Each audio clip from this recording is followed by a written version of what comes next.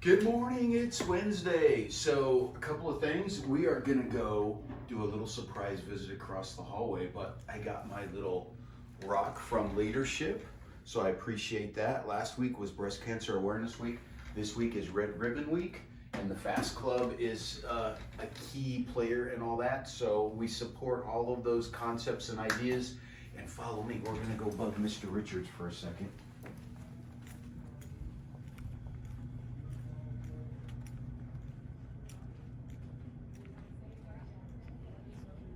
So right here, we have Mr. Richards, who's Good morning. one of our best English teachers, at least that's what we tell him when he's in the room. He's also, I think, a soccer coach, Indeed. Hopefully we get to play sometime soon. right? We're keeping our distance though, but I will mask up. Okay, Just for the video. okay. And, you know, I have heard, coincidentally, that one of the best things to be in shape for Mr. Richards' soccer team is Probably running. probably, Yeah. You know probably. anybody does that? Well, I hear that the cross country team has a lot of crossover players, There you and go. those guys enter in super shape, and so they're not injured, they're healthy, they're ready to go, they got their legs underneath them, and you know, we're kind of meeting right now, so I'm just saying. Get out and run. Yeah, right? Look, I even have the soccer There you shirt go. on today. We're ready. Always on our mind. Except you guys need to get in shape, right? We've Right. been off for a long time. It's time. Right? Get out, go see Mr. Jackson, get handled, get in shape. We're ready to hit 2021 in a different stride. Starts with cross country. Get it done. There we go, thank you. And we're out there, thank you, Mr. Richards. You're welcome. We're out there Monday, Wednesday, Friday on the track at 3 o'clock. And we're gonna come back in here real quick and do a couple of little quick things this morning to get everybody fired up. And in celebration of Halloween week, I've got my little skeleton hanging off the basketball rim. So when you guys are on campus, you can come by and do a few slam dunks if you want.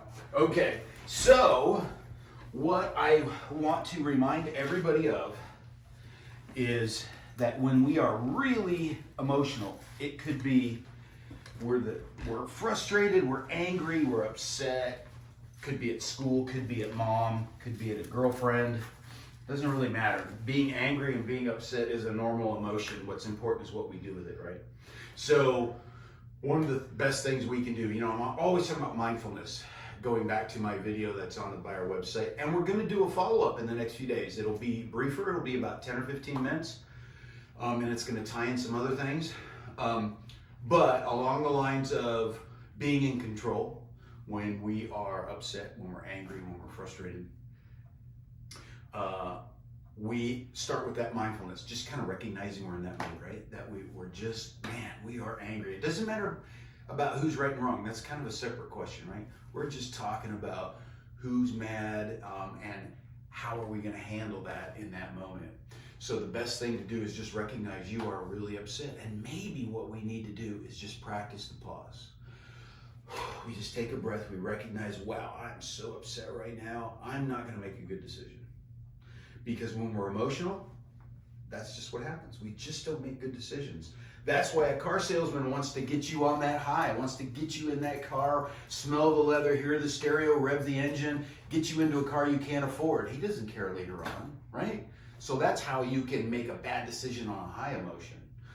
But normally those are very few and far between. What we're really talking about is when we're upset with people, when we're upset with situations, we're frustrated with school, we're getting kicked out of the team meeting because of connectivity issues, whatever. We got extra layers to turn in our assignments. It's just frustrating. So I get it.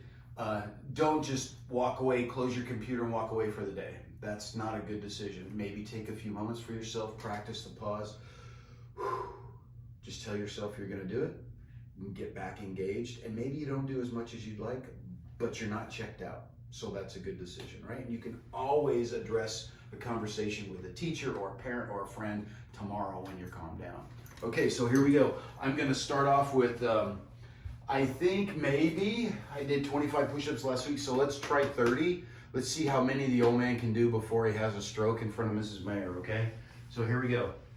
Let's do 30.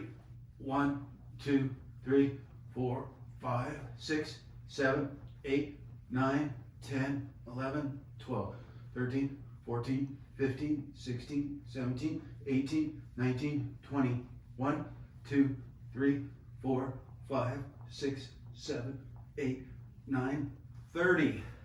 So, if you're following me along, Miles and Faison and a couple of you other guys, Darius. So I want you guys to be popping out those push-ups, whether you're in gym time or not right now. You got to do it. You got to be ready for Mr. Bachman when he gets you guys out there on the field, right? You got about another month or so before our season starts, December 7th. So be in shape and be ready. Okay, guys, I will see you next Wednesday, okay? Bye.